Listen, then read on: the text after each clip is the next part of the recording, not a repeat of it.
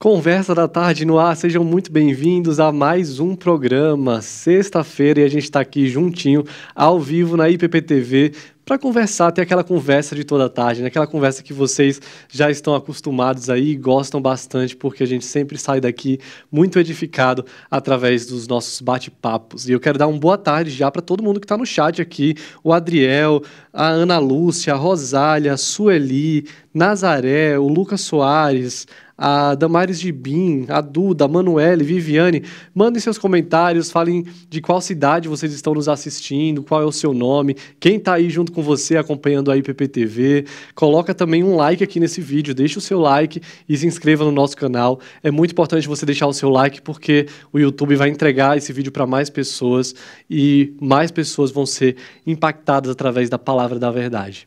E o tema do nosso programa de hoje é: não fuja do seu chamado. Comigo vai estar um convidado especial. Daqui a pouquinho eu vou te apresentar ele. Mas também está um outro convidado especial que vocês já estão mais acostumados, que é o Samuel. Samuel, boa tarde. Fala pra gente qual a importância de falarmos a respeito de chamado. Primeiramente, boa tarde, Marcos. Obrigado pelo convidado. Boa tarde a você que está nos assistindo aí, da sua casa, do seu trabalho. Que Deus abençoe a sua vida, que Deus te oriente e que nós, nessa tarde aqui, possamos falar sobre esse tema de suma importância, né? A gente tem que entender que depois de salvos, remidos pelo sangue de Cristo, nós temos alguns chamados, nós temos algo específico e de forma universal para que Deus tem direção para nossas vidas. Então, ao invés de sermos crentes de bancos, entender o chamado vai me fazer conhecedor do que eu devo fazer agora, entendendo que vivo no reino de Deus. Isso aí, hoje o assunto vai ser muito interessante e o nosso convidado online de hoje para nossa conversa online é o pastor Ian Guedes. Ele é o esposo da Natália, pai do Natan, um amigo muito querido, pastor lá na Igreja Presbiteriana Filadélfia. E eu quero já dar uma boa tarde para você. Ian, seja bem-vindo ao Conversa da Tarde. Olá, boa tarde. Muito boa tarde a todos. Boa tarde, Marcos. Boa tarde ao Samuel. Que Deus abençoe vocês. Para mim é uma alegria estar participando do programa junto com vocês. E boa tarde a todos que nos assistem também, que já estão online aí assistindo a nossa transmissão. Muito bom. Ian, para começar aqui o bate-papo, algumas pessoas vão ver o tema e dizer: esse tema não tem nada a ver comigo, porque eu não fui chamado para ser pastor, eu não sou desse ramo, né? Deus me chamou para uma outra coisa. Mas a gente precisa entender que existe chamados diversos, né? Cada um foi chamado para alguma coisa. Como a gente pode entender isso? Existe algum chamado que é universal, que é para todo mundo, e existem chamados específicos também? Isso. É importante a gente perceber que o conceito de chamado, o conceito de vocação, dentro da teologia cristã, sobretudo a teologia reformada, que vem da Reforma Protestante, é fundamental. Para um cristão, nós fazemos aquilo que Deus ordena, aquilo que a lei do Senhor nos direciona a fazer. É Deus que dita as regras, né? A sua palavra é como um manual para as nossas vidas. Então, tudo que a gente faz, no ponto de vista da cosmovisão cristã, nós fazemos por causa de alguma vocação. É Deus que nos vocaciona a fazer tudo o que fazemos, não só coisas relacionadas ao ministério pastoral ou a vida missionária, mas a vida de uma maneira geral, o trabalho que escolhemos, os estudos, a profissão. Há uma série de menções nas Escrituras de que devemos trabalhar como que para o Senhor e não para os homens, não para que sejamos vistos pelas pessoas. Então, a ideia de vocação, né, Deus nos chamando a servi-lo, ela traz um conceito geral, amplo, né? Esse é um sentido mais amplo da palavra vocação. Essa palavra também é usada, né, chamado também é usada no sentido mais soteriológico, relacionado à doutrina da salvação, né? Então, lá em Mateus 19, 21, está escrito: se você quiser ser perfeito, vende tudo que possui, dá o dinheiro aos pobres, terá um tesouro no céu, depois vem e segue-me. Esse convite ao discipulado cristão, ele foi ao longo do desenvolvimento do Novo Testamento, chamado de vocação. De vocação. Então, o apóstolo Paulo, lá em Efésios 4:4, vai dizer: há um só corpo, um só espírito, também uma só esperança, a qual fostes chamados a da vossa vocação. Então, a vocação, ela ganha o sentido desses textos, que são diversos no Novo Testamento, especialmente nas cartas a Paulina, o sentido de aquele momento em que fomos chamados para sermos discípulos do Senhor Jesus Cristo. E aí, nesse sentido, todos nós somos vocacionados. Todos nós temos, em certo sentido, uma mesma vocação. Todos os crentes, todos aqueles que se tornaram discípulos do Senhor Jesus Cristo, foram chamados por ele, assim como os primeiros discípulos, a se tornarem pescadores de homens. Então, nós somos vocacionados para sermos discípulos. Mas também existem chamados específicos. Também existem chamados específicos.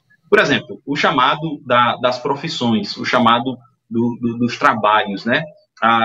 Muita gente não considera trabalho como uma vocação, como um chamado. Normalmente, a gente considera trabalho como uma forma de ganhar dinheiro apenas, é quase que um mal necessário. Mas do ponto de vista da teologia cristã, sobretudo da teologia reformada, o trabalho é uma vocação divina, né? E essa tradição teológica, ela ainda ganha algum espaço no vocabulário que a gente usa no dia a dia. Por exemplo, quando alguém quer fazer um teste de trabalho, é dito que esse alguém vai fazer um teste vocacional, né? Um teste para saber qual é a vocação dele, qual é o seu trabalho, né? Normalmente, uma forma de definir a sua vocação, para que Deus tem te chamado, né? Não é a vocação da sociedade, não é a vocação universitária, é a vocação divina para a sua vida, que envolve também o seu trabalho e não apenas a obra missionária ou o ministério pastoral, mas qualquer trabalho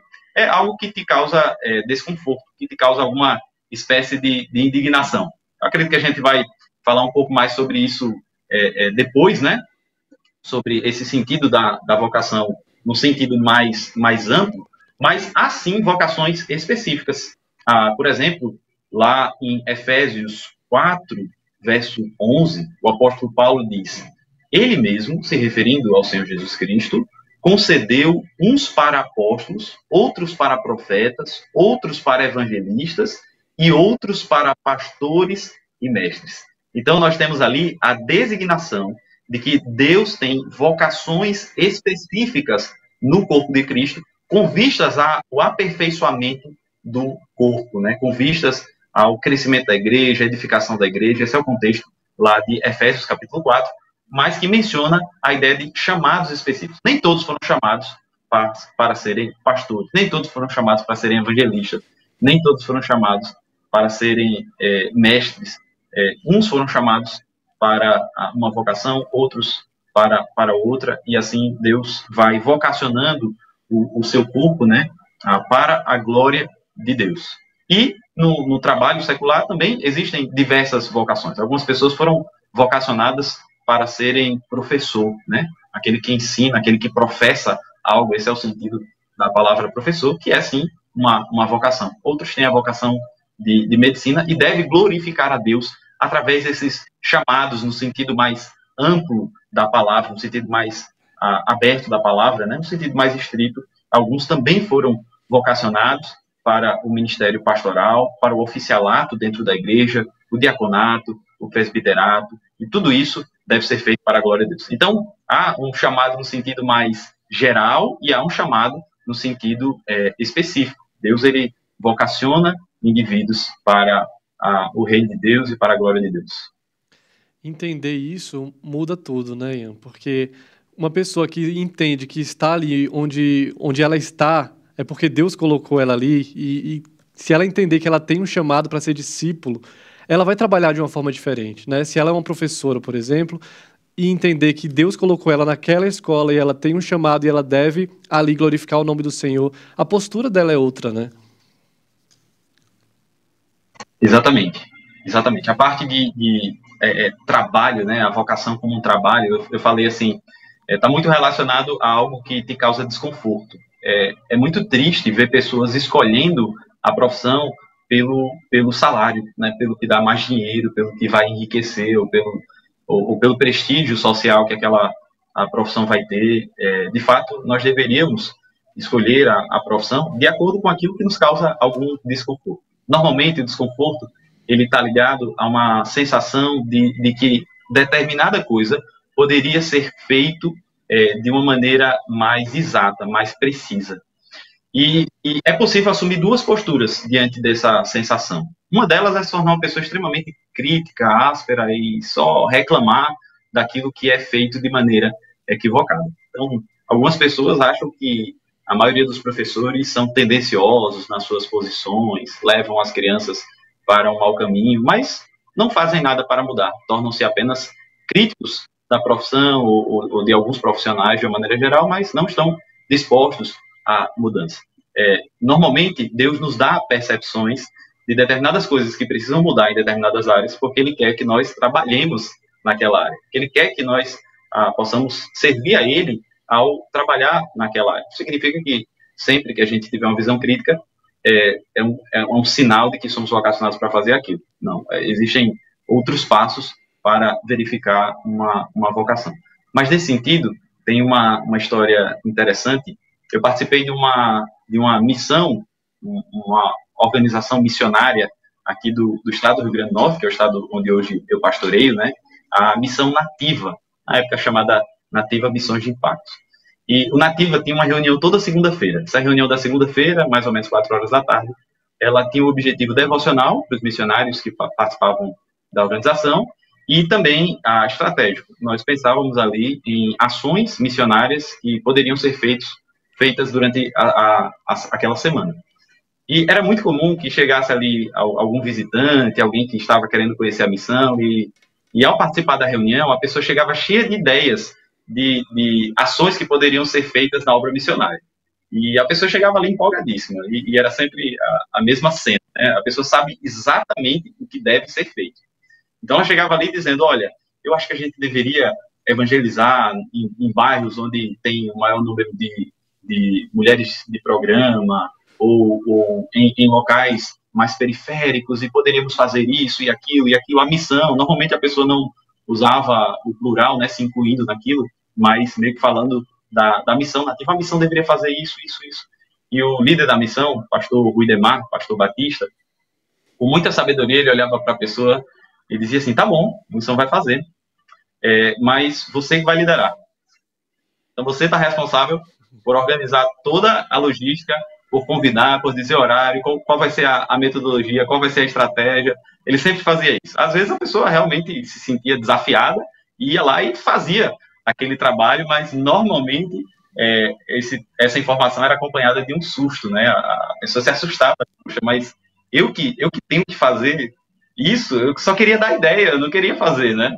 E a vocação está relacionada com coisas desse tipo, coisas que nós temos ideias, nós sabemos ali o que deve ser feito, e é uma possibilidade de Deus estar te vocacionando para essa área, que talvez você tenha uma boa percepção de que aquilo precisa ser mudado, né? O que te causa desconforto, o que te causa indignação. Eu trabalho com jovens na igreja, você acha que não é um trabalho muito bem feito, você acha que é algo que poderia melhorar em determinado aspecto, então vá lá e faça, né? Quem te impede de fazer um bom trabalho, né? Talvez seja Deus te vocacionando para fazer esse trabalho, né? Esse desejo no seu coração de ver as coisas mudarem, de ver as coisas caminhando de uma maneira diferente, talvez seja uma vocação de Deus, né?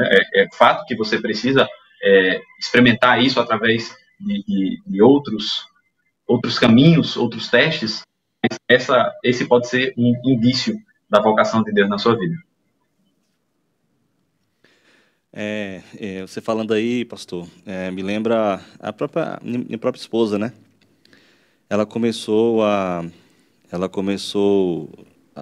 da adolescência para a juventude, ela sempre colocou no coração que queria ser médica, porque via na medicina a sua vocação, né? E a mãe era enfermeira e sempre perto, né, da questão dessa área da saúde, e ela sempre colocou no coração. Passou em nutrição na Faculdade Federal lá da Paraíba, começou a cursar, não quis, não gostou, terminou, desistiu, fez direito, passou em direito, não cursou, e aí ela tentou medicina e passou, e hoje ela fala que ela está no lugar que ela realmente sempre quis, e eu vejo no coração dela que é vocação mesmo, sabe? Ela ama o que faz, ela gosta do que faz, e ela faz desse trabalho o seu campo missionário, né? Tem uma médica lá em João Pessoa, a igreja que eu fazia parte, que ela fala que, além de médica, eu sou missionária, então ela trabalha com partos, né? E toda mãe grávida que vem no meu consultório, eu evangelizo, dou um versículo bíblico, dou um texto bíblico, falo da salvação em Cristo Jesus, todas elas saem evangelizadas, né? Isso é legal, né?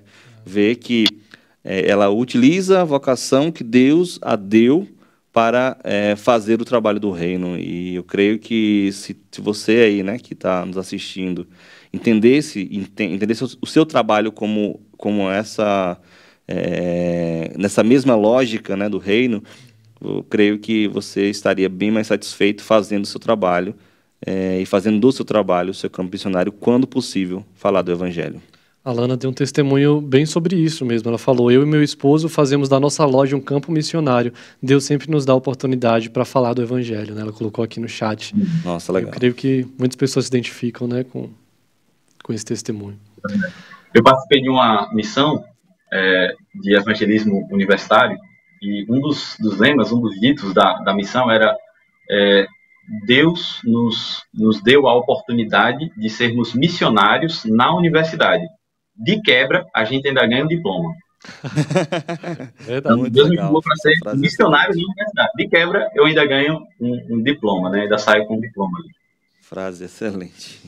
Mas continuando, pastor, o nosso bate-papo, quais são os principais motivos que amedrontam quem é um vocacionado, né, a dar os primeiros passos em direção a esse entendimento, né, de usar a sua vocação e viver a sua vocação para o reino de Deus?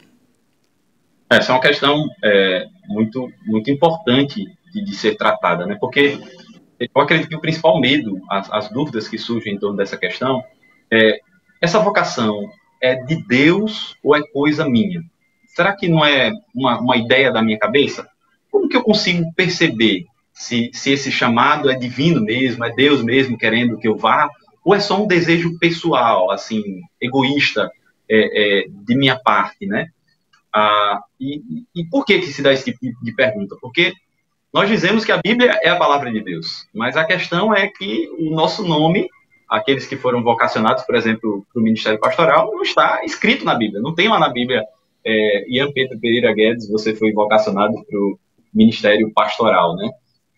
No ofício sacerdotal do Antigo Testamento era um pouco mais fácil, né? No sentido de definir quem eram os vocacionados. Eram os descendentes de Arão, né? Era ali da tribo de Levi, descendente de Arão, então você conseguiria definir ali mais facilmente. E agora, e no Novo Testamento, né? Como é que eu percebo? Como é que eu tenho convicção? Então, isso eu acho que é uma primeira coisa, um primeiro motivo que causa medo no vocacionado para ele dar o primeiro passo. E aqui, uma forma de pular essa primeira etapa é o vocacionado saber que Deus confirma o chamado por meio da igreja. Deus confirma o chamado por meio da igreja.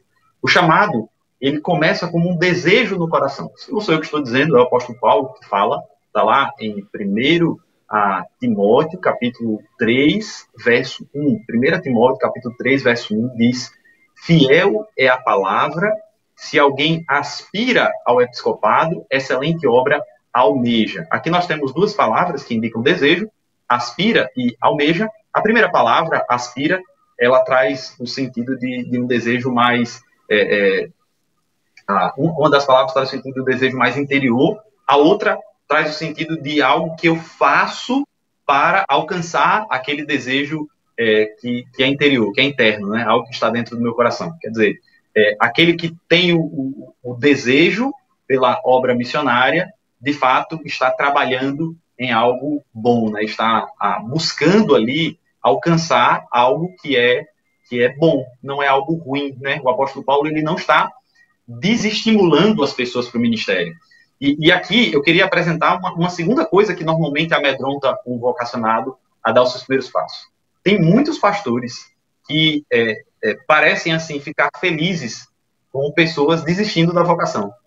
Parece que eles estão felizes em saber que as pessoas irão achar aquilo difícil. Não sei se é uma tentativa de valorizar o próprio ministério dele, ele de alguma forma pode sentir que o seu ministério é algo exclusivo e ele não quer que outras pessoas sejam pastor também. Então, normalmente ele olha para jovens aspirantes e diz coisas do tipo, olha, é muito difícil, se eu fosse você eu desistia, vá para outro caminho e tal. E esse tipo de fala amedronta as pessoas a quererem ser pastor. E a pergunta que fica será que a Bíblia quer que os aspirantes sejam desestimulados? Quando eu olho para 1 Timóteo, capítulo 3, verso 1, me parece que aparentemente não. O apóstolo Paulo diz, é uma excelente obra. Você está desejando uma boa coisa. Então, tem uma palavra que deve ser direcionada aos pastores. Não fiquem desestimulando as pessoas nas suas vocações. Não faça isso.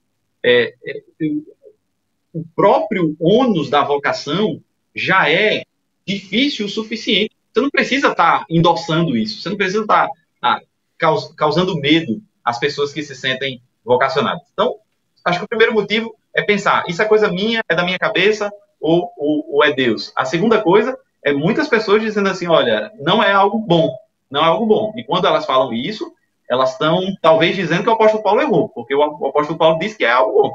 O apóstolo Paulo disse que é uma excelente obra. Então, quem sou eu para dizer que a obra não é boa, né?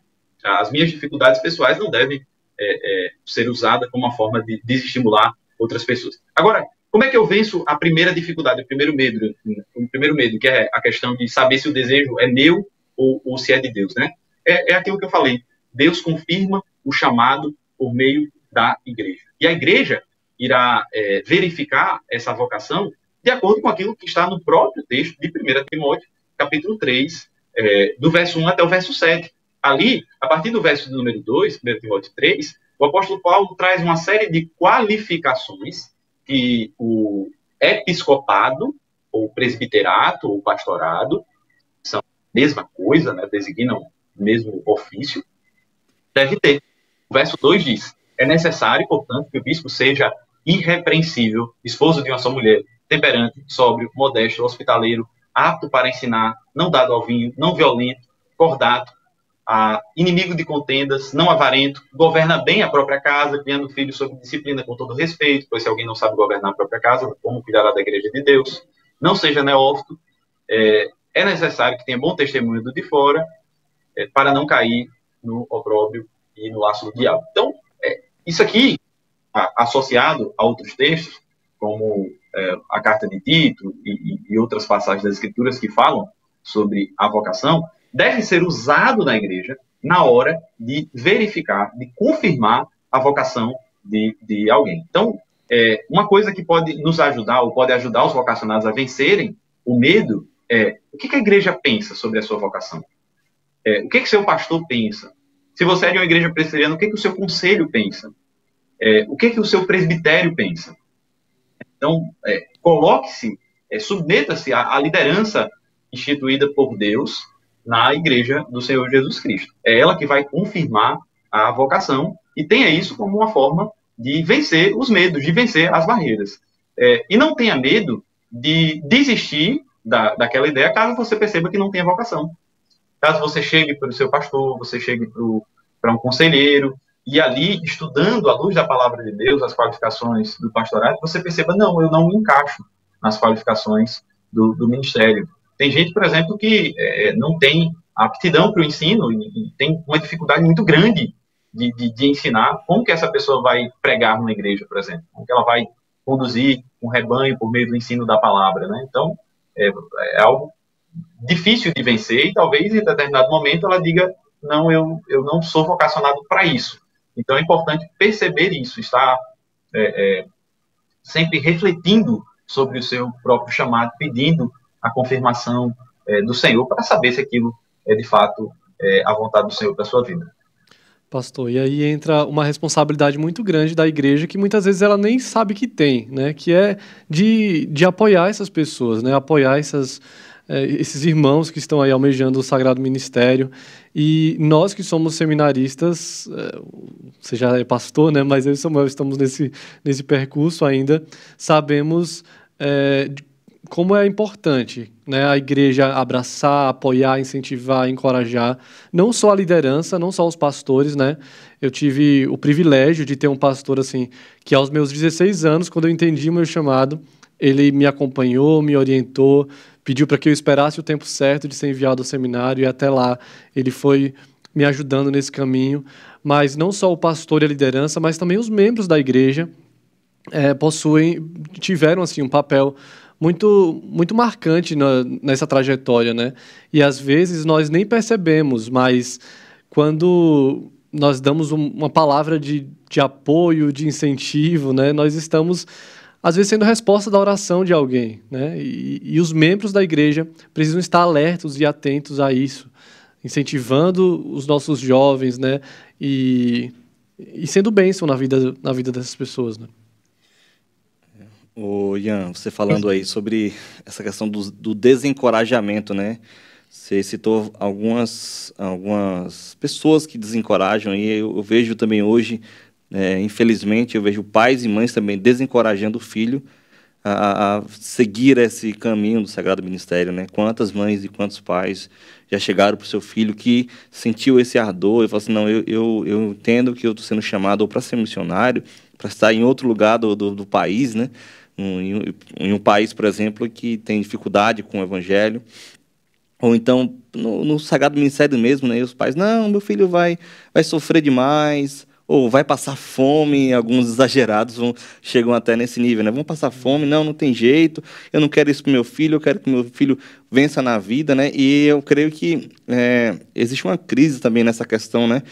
Do pai com relação ao filho e o trabalho do pai com relação ao crescimento, amadurecimento espiritual do seu filho e até na vocação, se de fato esse filho foi separado por Deus para viver e para o evangelho de forma mais específica com relação a, pode ser presbítero, pastor, diácono, missionário que seja, né? Infelizmente, não sei se você tem visto algum caso desse, mas eu, nessa minha trajetória de vida, eu vi, infelizmente, alguns pais fazendo essa afirmação, né? Pois é, a função da família na vida de quem é aspirante, né, se sente vocacionado para o ministério, é fundamental.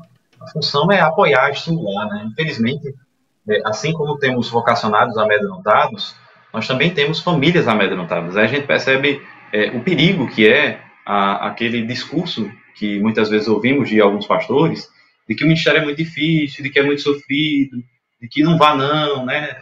Fique aí mesmo, vá trabalhar com outra coisa, você não vai querer isso, sabe? Assim, como se a nossa oração ela não devesse ser aquilo que Lucas 10:2 registra, que o Senhor Jesus fala para nós.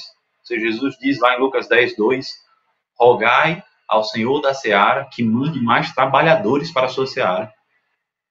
Então, a nossa oração deveria ser, Senhor, manda mais vocacionados.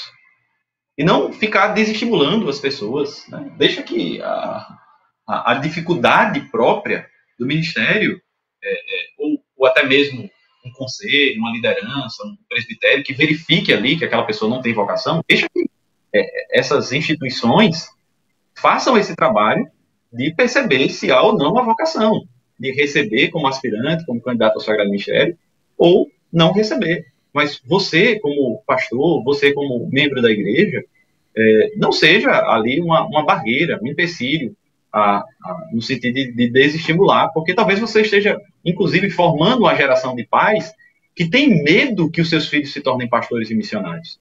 Isso é triste, isso é terrível, enquanto que a palavra de Deus diz que é uma excelente obra, que é desejado. Então, devemos pensar como o apóstolo Paulo. Então, a função da família é apoiar, é preparar. Meus irmãos, nós como protestantes temos falhado nessa tarefa de estimularmos e prepararmos os nossos filhos também para a obra missionária. Também para a obra missionária. No catolicismo, aqui no Brasil, não faz muitos anos, as famílias preparavam os seus filhos mais velhos para serem padres. Então, a família tinha ali 10 filhos, O mais velho seria padre. Era muito comum que depois ele não gostasse daquilo, fugisse do seminário, ou se tornasse padre, mas depois abandonasse, né? Há algumas histórias de pessoas que foram meio que à força, né? E esse é o lado negativo. Mas eu quero que você perceba a visão que as pessoas tinham da vida religiosa como uma coisa que seria boa para o seu filho, né? E existe uma mácula na ideia, porque ele estava indo à força, mas pelo menos havia um desejo de que o filho seguisse o sacerdócio, né? Ainda que na instituição romanista. Entre os protestantes, deveria existir coisas desse tipo. Pais se alegrando com filhos que são vocacionados. Glória a Deus, Deus vocacionou meu filho. Louvado seja o Senhor, Deus vocacionou, chamou meu filho para ser um missionário. Eu vou apoiar, eu vou estimular, eu vou incentivar. E essa questão de entregar os nossos filhos ao Senhor é muito forte. Esse tema é muito forte nas Escrituras. Entregar o meu filho ao Senhor. Lembra de Abraão? Ele foi chamado a sacrificar o seu único filho, filho da promessa. Foi chamado para entregar o seu filho ao Senhor. Ana orou bastante, igual a Abraão, porque queria ter um filho.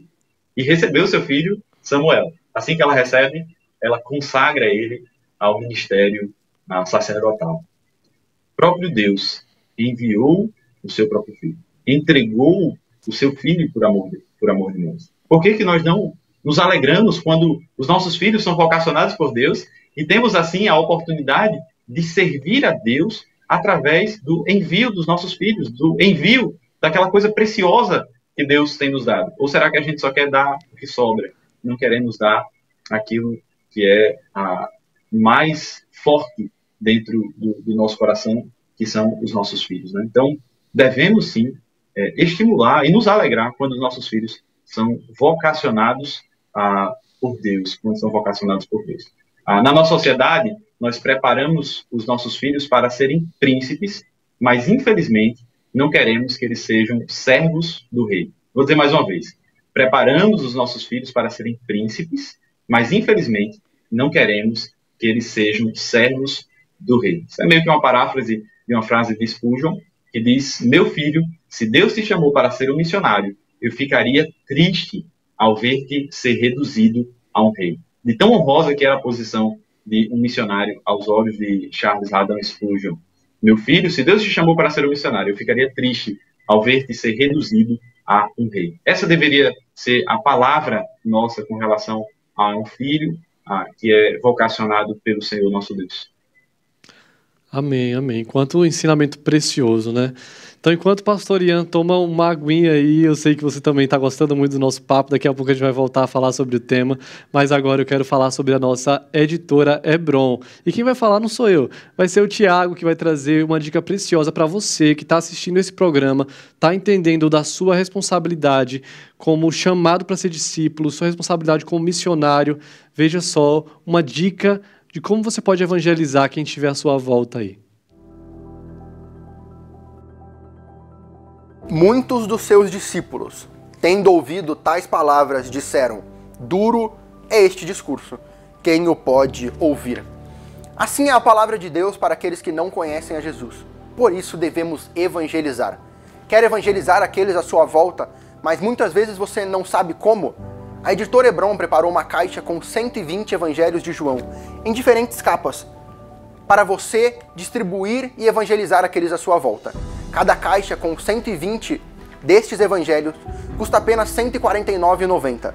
Você pode adquirir por editorebron.com.br. Lembrando que todo o lucro da editora Hebron é revertido para a obra missionária através da Junta Missionária de Pinheiros. Hebron, a sua editora missionária. Olha aí, que dica preciosa, né? A Alana comentou aqui, Deus nos deu a direção e compramos uma caixa de Bíblia da Hebron para distribuir entre eles, né? Entre os adolescentes, os jovens que estão em volta do comércio dela.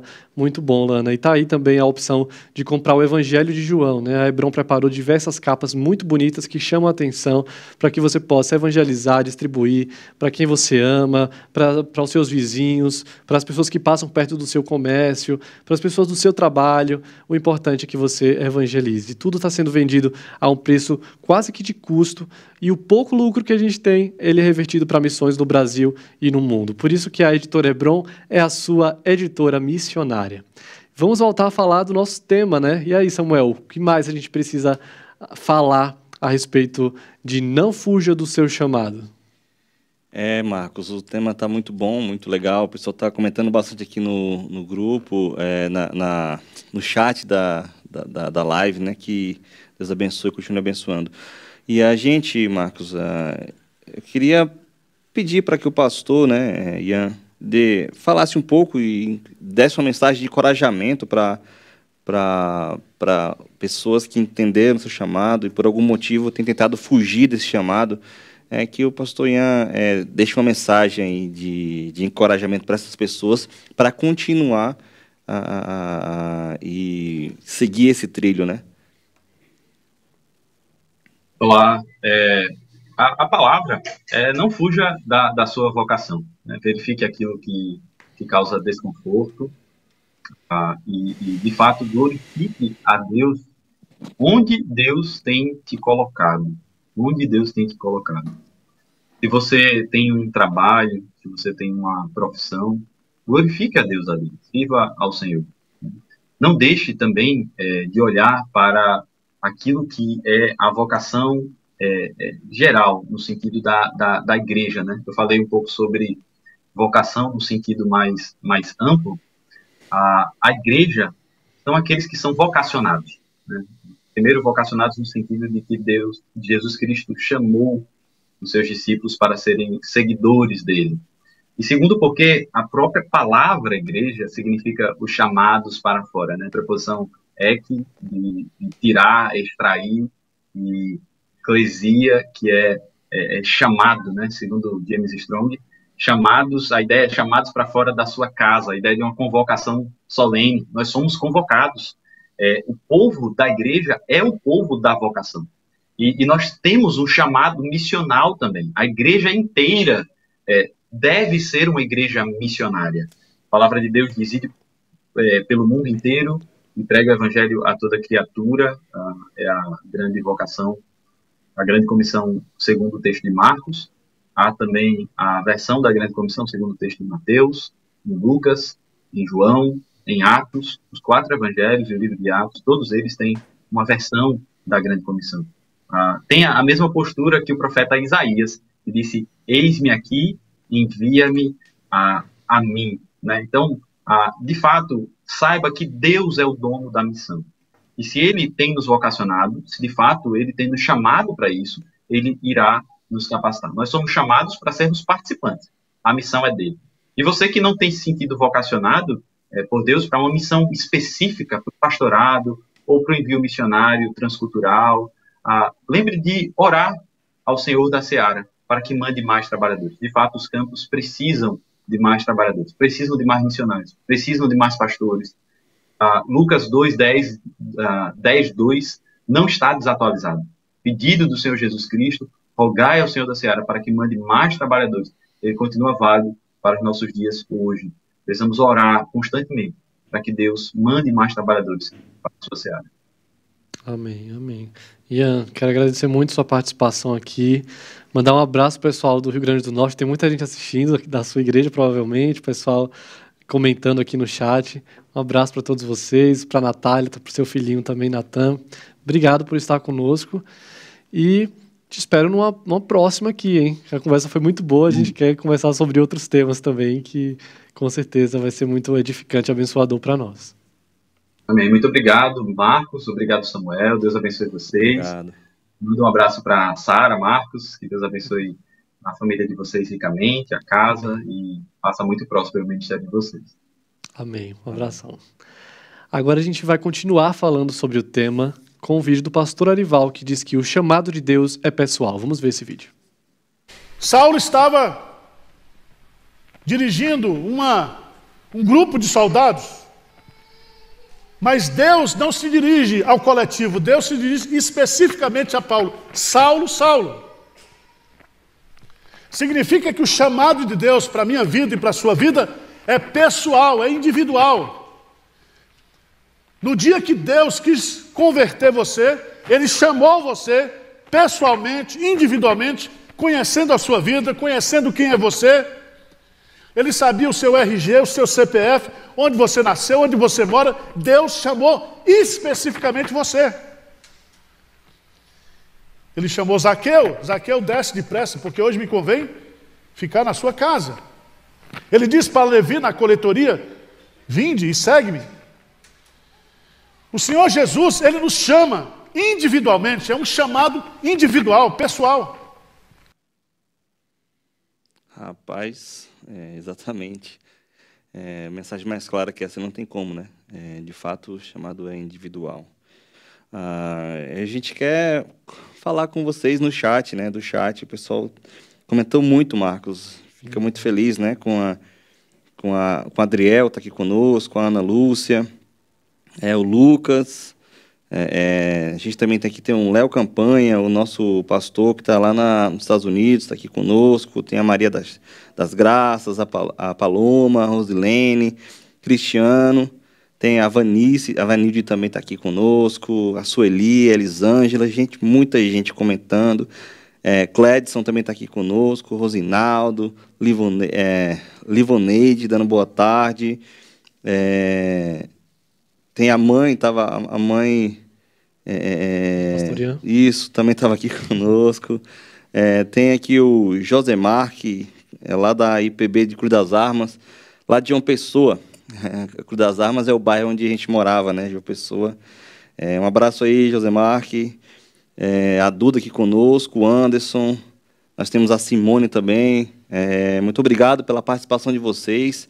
É muito bom ter esse contato, né, ter esse retorno de vocês, e que Deus continue abençoando a gente aqui na IPPTV, você também e a sua família. Continue conosco, compartilhe nosso conteúdo para mais pessoas, para que elas possam também ser alcançadas, para elas também conhecerem mais das verdades do Evangelho, né? A gente fica feliz por ser instrumentos das mãos de Deus. Sabemos que nós não somos nada, somos pó, somos vasos de barro, mas ficamos felizes porque nós estamos sendo instrumentos nas mãos de Deus para abençoar outras vidas. Então, continue também sendo bênção nas mãos de Deus. Compartilhe o conteúdo, compartilhe mensagens do nosso canal para os seus amigos, familiares, pessoas que estão próximas de você, para que eles também conheçam da verdade e eles se aprofundem em conhecer a verdade. Isso aí. E na conversa com o pastor Ian, nós entendemos que alguns foram chamados para serem pastores, outros foram chamados para outros ministérios, para fazerem outras coisas. Mas alguns chamados, eles são para todos nós, né? Principalmente o chamado para sermos discípulos do Senhor Jesus. Isso é um chamado universal, é para todos. Outro chamado, que é para todos nós, é o chamado para servir. E é sobre isso que o pastor Arival vai falar no próximo vídeo. A igreja, ela é feita de servos. Nós não estamos aqui para nos servir, nós estamos aqui para servir e dar a nossa vida. E 1 João 3,16 diz que assim como Cristo deu a sua vida por nós, nós devemos dar a vida uns pelos outros. Nós vamos celebrar a ceia agora. E esse versículo cabe aqui, porque o Filho do Homem não veio para ser servido, mas para dar a sua vida em resgate. E essa palavra resgate é o preço, é o dinheiro, é o valor que foi usado. E Pedro diz, não com ouro ou prata, mas com o precioso sangue de Jesus. E eu quero dizer para você que ele morreu não para você ser soberbo, para você ser orgulhoso, para você querer ser o primeiro. Ele morreu para que você seja servo. Ele morreu para que você seja servo. Muito bom. No programa de ontem eu fiquei devendo para vocês um vídeo sobre a devocional do Três Palavrinhas, né? Esse ministério que tem abençoado tanta gente, que é muito famoso aqui na internet, né? Tem bilhões de visualizações aí no YouTube e tem abençoado crianças do mundo inteiro, né? Um projeto muito bonito e uma forma da gente abençoar, colaborar, contribuir com eles é adquirindo os materiais desenvolvidos por essa turma aí do Três Palavrinhas, né? Então ontem eu não consegui passar o vídeo para vocês mostrando a devocional do Três Palavrinhas, mas hoje a gente deixou esse vídeo prontinho, porque se a gente prometeu, a gente vai cumprir, e você vai conhecer agora a devocional do Três Palavrinhas neste vídeo.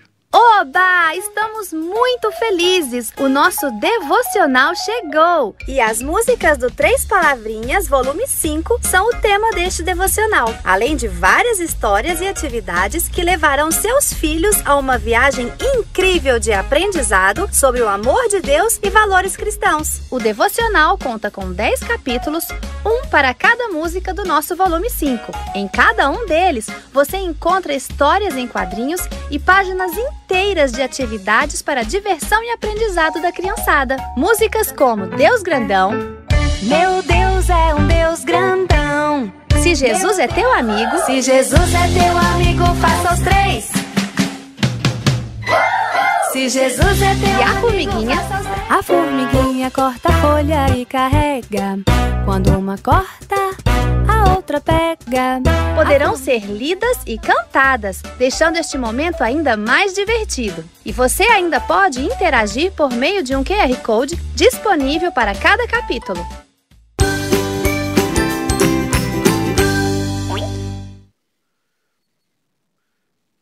É isso aí. Todo mundo aqui na TV é fã do Três Palavrinhas, gosta e se diverte muito com esse conteúdo. Então, se você gostou, quer adquirir esse devocional, acesse o nosso site, acesse o site da Editora Hebron, editorahebron.com.br. Lá vai ter não só o devocional, mas outros produtos do Três Palavrinhas. Tem a Bíblia ilustrada, muito bonita, e nós entregamos para o Brasil inteiro. Lembrando que todos os recursos da nossa editora são revertidos para missões no Brasil e no mundo. Nós vamos continuar falando sobre o nosso tema e agora eu vou pedir para o Samuel nos mostrar na Bíblia aí o que mais a Bíblia fala a respeito desse sacerdócio universal. Interessante, Marcos, que o pastor Iva falando sobre o serviço, né? Desde o Antigo Testamento, a ideia e a visão de Deus para o seu povo foi de sermos sacerdotes, né? Lá em Êxodo, capítulo 19, versículo 6, vai dizer o seguinte, olha: vós me sereis reino de sacerdotes e nação santa. São estas as palavras que falarás aos filhos de Israel. Deus falando a Moisés para que ele, ali no Monte Sinai, quando ele saísse dali, falasse para o povo de Israel o que ele estava pretendendo para o povo. Seriam um reino de sacerdotes, de servidores, de serviço, de pessoas que estão colocando as mãos no arado para trabalhar, para fazer o trabalho do reino. Eu gosto muito dessa ideia de reino, né? Porque nós estamos sendo servos desse reino, trabalhando para o Senhor desse reino. E na mesma visão que Moisés e Deus ali falou para o seu povo, né? É o que Pedro, lá em 1 Pedro, versículo 2, ou capítulo 2, versículo 9, vai dizer também. E o versículo de Pedro, a fala de Pedro, é um espelho, é um eco do versículo em que Moisés fala para o povo de Israel. Diz o seguinte, 1 Pedro 2, 9. Vós, pois, sois raça eleita, sacerdócio real, nação santa, povo de propriedade exclusiva de Deus, a fim de proclamardes as virtudes daquele que vos chamou das trevas para a sua maravilhosa luz. Olha como é um versículo impactante para a nossa vida. Irmãos, irmão e irmã que está nos acompanhando, nós não fomos chamados para esquentar banco. Nós não fomos chamados para sermos servidos, porque da mesma forma que Cristo serviu, Ele nos chama para servir em seu reino. Nós, então, não devemos olhar para os nossos próprios umbigos, mas nós devemos olhar para o reino como um todo, servindo uns aos outros. Irmãos, se nós não servimos para servir, nós não servimos para viver. É uma frase que o meu sogro, o pastor Wilton, sempre fala nos cultos. Se não servimos para servir, não servimos para viver, porque nós fomos chamados ao sacerdócio real. Nós somos povo de Deus, escolhidos por Ele para trabalhar em seu reino. E qual trabalho é esse? Todo o trabalho no reino. É a pessoa que está ali cuidando da portaria, os diáconos, direcionando as pessoas para o culto, se preocupando com a ordem do culto. São os presbíteros na administração da igreja. São os presbíteros também ajudando o pastor no ensino da palavra. sendo instrumentos na igreja e fora dela, para que o nome de Deus seja glorificado. É o pastor que está tendo a responsabilidade da liturgia, do cuidado com a ovelha, do cuidado com o povo de Deus. Foi separado para isso, para servir. E os membros sermos entendedores que somos sacerdotes. E um sacerdote sempre está à disposição de Deus para fazer o trabalho do reino. Então, nós também fomos chamados para o sacerdócio porque fomos chamados para servir a Deus, para servir a esse poderoso Deus que nos separou das trevas e nos transportou para a sua maravilhosa luz. E agora somos não apenas criaturas, mas primeiro João, em seu evangelho, o evangelho de Jesus, escrito por João, vai apontar que nós somos agora não apenas só criaturas, mas filhos de Deus. Servir a um Deus que nos vê como filhos. Irmãos, não tem coisa melhor. Não tem coisa melhor do que ver o trabalho do reino se desenvolvendo. E sermos, como Paulo vai dizer em 2 Coríntios, vasos, carregando o mistério que é Cristo Jesus e o seu evangelho. Então, que nós possamos compreender essa verdade, que nós possamos viver para a glória de Deus, servindo a esse Deus e sendo instrumentos poderosos para que a mensagem do Evangelho seja anunciada aos que estão ao nosso redor. Aqui no Brasil, quem sabe no mundo. Amém. Que você saia desse programa encorajado, certo de que você tem um chamado. Muito obrigado pela sua companhia. O nosso programa está chegando ao fim, mas eu quero deixar um abraço para todos vocês. Paloma, Evânia, Elvis, Duda, Antônio, Viviane, muita gente comentando aqui no chat. Obrigado pela sua companhia. Segunda-feira nós estamos de volta, 1h30 ao vivo aqui na IPPTV. Eu quero muito contar com a sua participação mais uma vez. Coloca aí um despertador no celular para às 13h30 você estar com a gente aqui a partir de segunda-feira, segunda a sexta. E agora vocês ficam com o programa Capelania, o programa com elenivação, precioso. A gente também gosta demais desse programa, né? Vai ser ao vivo aqui na IPTV logo a seguir. Então você sai dessa live, volta no canal da igreja e clica lá no Capelania para continuar acompanhando a tarde que a gente preparou para vocês. Obrigado pela sua companhia. Você pode rever esse programa no IPP Play a partir de amanhã. E a gente sempre termina com música, né? Débora, Josiel, Oséias cantam pra gente. Arrasando, né? Sempre. Que voz linda, né? Deus te abençoe. Até segunda. Tchau, tchau. Tchau, tchau.